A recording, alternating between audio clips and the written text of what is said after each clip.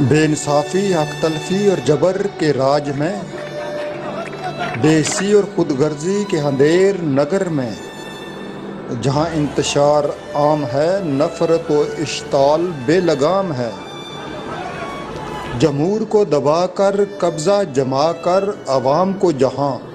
زخمایا جاتا ہے، مایوسی کی آگ کو سر عام بھڑکایا جاتا ہے، امیدوں کے ان ملبوں کو، ٹوٹے ہوئے خوابوں کو، سوکھے ہوئے پھولوں کو، ان اب نارمل رویوں کو، لکھتا ہوں میں پاگل خانہ۔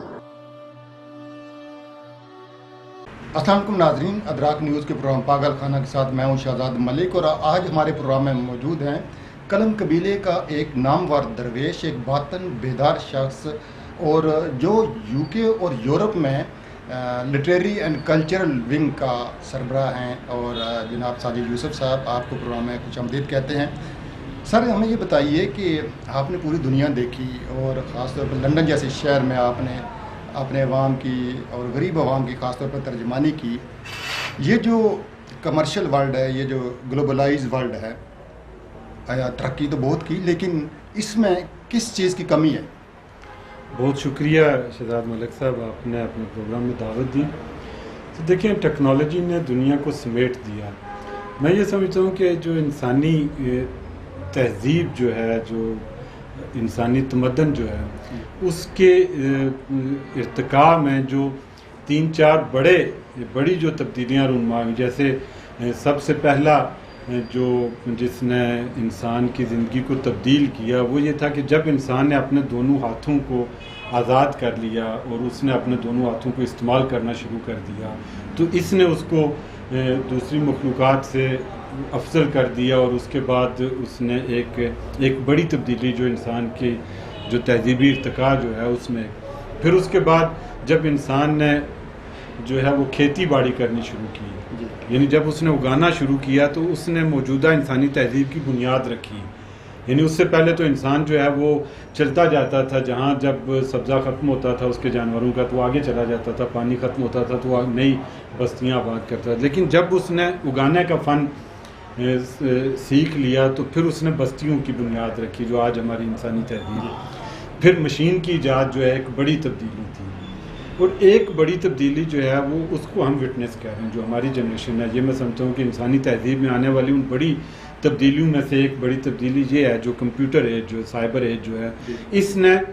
ورنہ اس سے پہلے آپ جو انسانی تاریخ ہے اس کے 5000 برسوں کا اگر آپ اس کا مشاہدہ کریں تو ایک دن دوسرے دن کے ساتھ جڑا ہوا ہے۔ یعنی انسانی تہذیب زینہ بزینہ جو ہے نا، اس نے ارتقاء کا سفر طے کیا، لیکن آج جس دور میں ہم موجود ہیں وہاں پر ماضی اور مستقبل کے درمیان فاصلہ دن بدن بڑھتا جا رہا ہے۔ یعنی کہ وہ جو جس آج سے 30 سال پہلے جس دور میں ہم موجود تھے اس میں اور آج کے دور میں اب دن بدن فاصلہ جو ہے بڑھتا جا رہا ہے، اور بڑی تیزی سے بڑھتا ہے، وقت کے ساتھ ساتھ بہت تیزی سے۔ کبھی جو ہے وہ جو جنریشن گیپ ہے اس کو آپ کہا کرتے تھے کہ یہ 30 برسوں کا جو ہے وہ بعد، یا 20 برسوں 25 برسوں بعد ایک نئی نسل، آج تو 3-4 برسوں بعد ایک نئی نسل آپ کے سامنے آتی ہے، 8 سال کے بعد بالکل وہ ایک نئی تبدیلیاں آتی بجا ہیں۔ فرمایا سر آپ نے، لیکن میں یہ پوچھنا چاہ رہا تھا کہ یعنی ہم بے شک سارا کچھ لندن پیرس جیسے شہر بسا کے ہم چاند سے مریخ تک پہنچ گئے، اس کے باوجود میں یہ چاہ رہا ہوں کہ ہمیں یہ بھی دیکھتے ہیں کہ سماج میں اب نارمل رویے ہیں، لوگوں میں احساس محرومی ہے، تنہائیاں ہیں، دوستیوں کا خاتمہ ہو گیا۔ کیا یہ محرومیاں جو ہیں یہ ہمارا نقصان نہیں ہے؟ تو دیکھیں، یہ میں بیسیکلی جو ہے نا، چونکہ جو میں اصل بات جو میں بنا رہا تھا وہ بیسیکلی یہی ہے کہ جب آپ تہذیب، مطلب جب تیزی آتی ہے نا آپ کی زندگی میں، تو سب سے پہلا جو اس کا اثر پڑتا ہے نا، وہ آپ کے سماجی رویوں پہ پڑتا ہے۔ مطلب دیہات کی زندگی تھی، دیہات کی زندگی کے سماجی رویے ڈیفرنٹ تھے۔ وہی زندگی جب شہروں میں آپ آتے ہیں تو زندگی فاسٹ ہوتی ہے تو رویے تبدیل ہو جاتے ہیں۔ دیہات میں آپ کے پاس بڑا وقت ہوتا تھا، لوگ بیٹھتے تھے، مل بیٹھتے تھے، لوگوں کا آپس میں پیار محبت تھا، ایک سماجی زندگی تھی۔ شہروں میں آ کے وہ کم ہونی شروع ہوئی۔ جب آپ بڑے شہروں میں جاتے ہیں، لندن جیسے، نیو یارک، ٹوکیو جیسے شہروں میں جاتے ہیں، تو وہاں پہ زندگی اتنی فاسٹ ہے کہ وہاں پر وہ جو سماجی رویے وہ بالکل دم توڑ گئے ہیں۔ تو آج کا یہ جو اس وقت تو چونکہ انسانی تاریخ میں سب سے مضبوط صورت میں سرمایہ داری آج کے دور میں موجود ہے، یعنی اس سرمایہ داری کو کوئی چیلنج نہیں ہے، وہ ایک سرمایہ دارانہ اور مادیت پرستی جس کو ہم پڑھا کرتے تھے، وہ مادیت پرستی اپنی پوری صورت میں آج کی دنیا میں آپ اس کو دیکھ سکتے ہیں۔ ایک شاعر آپ جیسا کہ لکھاری، وہ بھی کیا یہی سمجھتا ہے کہ پیسے کی خاطر بھاگتے رہنا، مسلسل بھاگتے رہنا یہی زندگی ہے، یا ہم نے کچھ چیزیں ایسی بھی تھی، کوئی سبق ایسے بھی تھے جو ہم بھول چکے ہیں؟ تو دیکھیں جو ہے نا، آپ سے اگر میں یہ پوچھوں کہ پچھلی صدی کا سب سے امیر آدمی کون تھا، تو آپ کو شاید کوئی نام آپ کے ذہن میں نہیں آئے گا، لیکن میں آپ سے پوچھوں کہ پچھلی صدی کا سب سے بڑا شاعر کون تھا، تو آپ فوراً 2-3 نام آپ کے ذہن میں آ جائیں گے۔ میں آپ سے پوچھوں کہ پچھلی صدی کے سب سے بڑے جو خدائی خدمتگار تھا وہ کون تھا، تو آپ کے ذہن میں 5-10 نام آ جائیں گے۔ یعنی پیسہ جو ہے وہ آپ کو زندہ نہیں رکھتا، آپ کو آپ کا کردار زندہ رکھتا ہے، آپ کا اخلاق زندہ رکھتا ہے، آپ کا جو کنٹریبیوشن ہے سوسائٹی کو بہتر بنانے وہ آپ کو زندہ رکھتا ہے۔ تو میں یہ سمجھتا ہوں کہ مادیت پرستی کے اس دور میں یہ احساس شاید کم ہوتا جا رہا ہے کہ لوگوں کو اندازہ نہیں ہے کہ وہ جتنا مرضی پیسہ کما لیں، پیسے کی بنیاد پہ وہ تاریخ کے اوراق میں زندہ نہیں رہیں گے۔ تو یہ بالکل آپ نے بجا فرمایا کہ وہ جو ہے وہ پیسے کے پیچھے دوڑنے میں، آج کا جو چلن ہے وہ بالکل یہی ہے کہ پیسے کے پیچھے لوگ جو ہے وہ... آپ اس دھرتی کے بیٹے ہیں، آپ کو اس مٹی سے بڑا پیار ہے، پاکستان اور کشمیر سے آپ عشق کرتے ہیں، آپ کی تحریروں سے، آپ کی تقریروں سے، آپ کی شاعری سے بھی ہم یہ اندازہ کرتے رہتے ہیں۔ سر یہ بتائیے کہ اس سماج میں جو اشتعال بڑھا ہے، جو نفرتیں بڑھی ہیں، تفرقے بڑھے ہیں، تقسیم بڑھی ہے، کیا ان اب نارمل رویوں کے پیچھے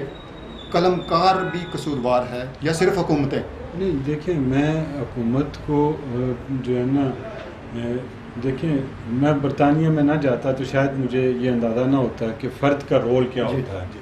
وہاں پہ جا کے میں نے اس بات کو محسوس کیا کہ افراد کا کردار کتنا اہم ہوتا ہے۔ ہمارے ہاں یہ ایک جو بڑی ایک ہے ہمارا رویہ جو ہے کہ ہم کہیں پہ بھی کوئی خرابی دیکھتے ہیں، ہم حکومت کو، سسٹم کو گالی دے کے آگے گزر جاتے ہیں۔ ہم وہ اس کو جو ہم ٹھیک کر سکتے ہیں وہ ہم ٹھیک نہیں کرتے، جو حالانکہ وہ جیسے وہ فراز صاحب نے کہا تھا نا کہ شکوہ ظلمت شب سے تو کہیں بہتر تھا کہ اپنے حصے کی شمع جلاتے جاتے ہیں۔ تو ہم اپنے حصے کی شمع جلانے کی کوشش نہیں کرتے، ہم دوسروں پہ تنقید کرتے ہیں، ہم سسٹم کو گالی دیتے ہیں، لیکن اپنا کردار ادا نہیں کرتے۔ میں یہ سمجھتا ہوں کہ جو سسٹم ہے، جو ریاست ہے، وہ افراد مل کر بناتے ہیں۔ ہم سب اس سسٹم کا حصہ ہیں، اور ہم سب جو ہے وہ اگر خود کو سسٹم کا حصہ سمجھ کے اس سسٹم کو چلانے کی کوشش کریں تو وہ سسٹم زیادہ سموتھلی چلے گا۔ لیکن ہم کیا کرتے ہیں کہ ہم سسٹم کو گالی دے کے آگے گزر جاتے ہیں، اپنا کردار ادا نہیں کرنا چاہتے۔ ساجد یوسف صاحب، آپ کی تحریریں، آپ کی نثر اور آپ کی صحافت بھی میں کہوں گا وہ شاعری جیسی ہوتی ہے، اس لیے کہ اس میں تاثیر ہے۔ آپ کیا سمجھتے ہیں کاؤنسلنگ اور کیتھارسس یہ کتنا ضروری ہو گیا ہے، بالخصوص یہ جنوبی ایشیا کے سماج کے لیے، ہمارے پاکستان کے سماج کے لیے، کہ جہاں پہ ہم ایک ایسا لاوا ابلتا ہوا دیکھ رہے ہیں کہ کسی وقت بھی بلاسٹ ہونے کا خطرہ رہتا ہے؟ تو دیکھیں یہاں پہ آپ نے بات کی نا کہ اس میں اہل قلم کا، دانشوروں کا رول کیا ہے۔ میں یہ سمجھتا ہوں کہ جو اخبارات ہیں، جو ٹی وی چینلز ہیں، جو میڈیا ہے، ان سب کا رول جو ہے وہ بیسکلی دنیا میں اس کو طاقت سمجھا جاتا ہے کہ یہ لوگوں کی اوپینین کو بدلتا ہے۔ میڈیا کی طاقت یہ ہے، اخبارات کی طاقت، فلم کی طاقت، ڈرامے کی طاقت یہ ہے کہ وہ لوگوں کی رائے کو بدلتا ہے، اس لیے کہ لکھا ہوا لفظ اور ٹی وی پہ بولا ہوا لفظ معتبر ہوتا ہے لوگوں کے لیے۔ ہمارے ہاں میڈیا کی طاقت جو ہے وہ افراد کی طاقت ہے۔ یہاں پہ میڈیا ایک ادارے کے طور پہ طاقتور نہیں ہے، لہذا یہاں پر چند افراد ہیں جو اتنے طاقتور ہو گئے ہیں کہ ان کے سامنے پورا سسٹم یرغمال بنا ہوا، اب انہی کا فرمایا ہوا مستند سمجھا جاتا ہے، جو بات وہ کرتے ہیں وہ ہر بات۔ تو وہ جو دانشور کو جو تربیت کرنی چاہیے تھی، جو اپنے لوگوں کو جو سمجھانا چاہیے تھا، میں یہ سمجھتا ہوں کہ ہمارا دانشور جو ہے، ہمارا جو صحافی جو ہے، وہ میڈیا سے وابستہ لوگ جو ہے وہ اپنے اس رول کو ادا کرنے میں ناکام رہے۔ آپ کیا سمجھتے ہیں ہمارے سماج کا جو فکری انتشار ہے، جو نظریاتی انتشار ہے، ایک طریقے سے نظریات کی خودکشیاں ہیں یہاں پہ، اس کو کیسے قابو میں لایا جا سکتا ہے؟ عوام کو کسی ایک نقطے پہ، قوم کو کسی ایک نقطے پہ متحد کرنا کیا ممکن ہے؟ تو دیکھیں ایک نقطہ ہوتا ہے جو قومی مفاد ہوتا ہے، جس معاشرے میں آپ رہ رہے ہیں اس معاشرے کا ایک اجتماعی مفاد ہوتا ہے، اور دنیا کی ہر تہذیب یافتہ قوم جو ہے وہ اس نقطے پہ متحد ہو جاتی ہے۔ باقی اختلافات جو ہیں وہ روزمرہ کے اختلافات دنیا کی ہر قوم میں ہوتے ہیں، ہر جگہ میں ہوتے ہیں، ہر سوسائٹی میں ہوتے ہیں، لیکن جہاں پہ اجتماعی مفاد کی بات آتی ہے وہاں پہ قومیں اکٹھی ہو جاتی ہیں۔ ہمارے یہاں میں یہ سمجھتا ہوں کہ جو ہماری قوم ہے، ہم جو لوگ ہیں، ہم دنیا کی بھلے مانس ترین فطری طور پہ ہم بڑے بھلے مانس قوم ہیں، لیکن ہماری بدقسمتی یہ ہے کہ ہمارے یہاں لاگو نظام جو ہے وہ اتنا کرپٹ ہے کہ اس نے ایک بھلے مانس قانون پسند ایماندار قوم کو اس نے بالکل وہ جنگلی بنا دیا ہے، جبکہ دنیا میں بے شمار ایسی قومیں موجود ہیں کہ جو فطری طور پہ ظالم بھی ہیں، جو فطری طور پہ قانون شکن بھی ہیں، جو فطری طور پہ بے ایمان بھی ہیں، لیکن ان کے ایماندارانہ سسٹم نے ایک جو ہے ایمانداری کا کلچر ڈیولپ کر دیا ہے۔ ہم جو ہے، میں بالکل یہ سمجھتا ہوں، ایک بات کی جاتی ہے کہ 99% کرپٹ لوگ، ہم 99% کرپٹ نہیں ہیں، 1% کرپٹ طبقہ ہے جس نے پورے 99% بھلے مانس لوگوں کو جو ہے وہ ایک بالکل ایک ایسے سسٹم میں ایک جو ہے وہ جنگل کے قانون میں دھکیل دیا ہے، ورنہ ہم لوگ تو ایک دن میں ٹھیک ہونے والے لوگ ہیں۔ تو ابھی ساجد صاحب، ہم پہ انتہا پسندی کے الزامات ہیں، جہالت کے الزامات ہیں، اور ہم لوگ، آپ جس سوسائٹی، یورپ کی سوسائٹی میں رہتے ہیں، لوگ ہمیں احساس کمتری میں مبتلا کرنے کے لیے یہ کہتے ہیں کہ ہم بہت پیچھے رہ گئے ہیں۔ اگر پیچھے رہ گئے ہیں تو کتنے پیچھے ہیں؟ اور یہ اگر کوئی ڈسٹنس ہے، اور یہ جو الزامات ہیں، ان کی حقیقت سے پردہ آپ کیسے چاک کریں گے؟ سر دیکھیں، یہ مارکیٹنگ کی بات جی ٹھیک ہے، دنیا میں یعنی آپ یہ دیکھیں کہ پاکستان جو ہے وہ اسلام کے نام پہ بننے والا ایک ملک ہے، پاکستان کے قانون کی اساس جو ہے وہ اسلامی ہے، لیکن اس کے باوجود آپ دیکھ لیں کہ پچھلے 75 سالوں میں جو ہے وہ اس قوم نے انتہا پسند علماء کو ووٹ دے کر اسمبلی میں نہیں بھیجا۔ جی دوسری طرف آپ انڈیا دیکھ لیں، انڈیا کا دنیا میں امیج جو ہے وہ ایک سیکولر ملک کا امیج ہے، وہ ایک سیکولر ملک ہونے کا دعویٰ کرتا ہے، لیکن ہندوستان میں آج انتہا پسند ہندوؤں کی حکومت ہے، یعنی گراؤنڈ ریالٹی ڈفرینٹ ہے، عالمی سطح پہ مارکیٹنگ ڈفرینٹ ہے۔ اس میں میں سمجھتا ہوں کہ ہماری حکومتیں، ہمارے ادارے ناکام ہوئے ہیں دنیا کو یہ بات سمجھانے میں کہ ہم جو ہے، ہم بنیاد پرست نہیں ہیں، ہم انتہا پسند نہیں ہیں۔ اگر ہم انتہا پسند ہوتے تو آج یہاں پر بھی کوئی انتہا پسند لوگوں کی حکومت ہوتی، لیکن پاکستانیوں نے کبھی انتہا پسند لوگوں کو ووٹ نہیں دیا۔ آخر میں صرف اتنا بتائیے ساجد صاحب، ہمارے پاس ٹائم کی بھی تھوڑی قلت ہوتی ہے، کہ یہ جو مایوسیوں کا زہر قوم کی رگوں میں اتر چکا ہے، اس کا تدارک کیسے ممکن ہے؟ سر دیکھیں، مایوسی تو ختم ہوتی ہے جب حالات ٹھیک ہوں گے، جب کوئی سسٹم ٹھیک ہوگا، جب کوئی ایک بہتری کی امید آئے گی تو پھر یقیناً مایوسی ختم ہو جاتی ہے۔ جب تک حالات ٹھیک نہیں، اس وقت تک تو مایوسی ختم نہیں ہو سکتی۔ ہماری بدقسمتی یہ ہے کہ ہم ایک ایسے خطۂ زمین پہ رہتے ہیں کہ جس کو نوازنے میں قدرت نے کوئی کمی نہیں کی، لیکن بدقسمتی سے ہمارے ہاں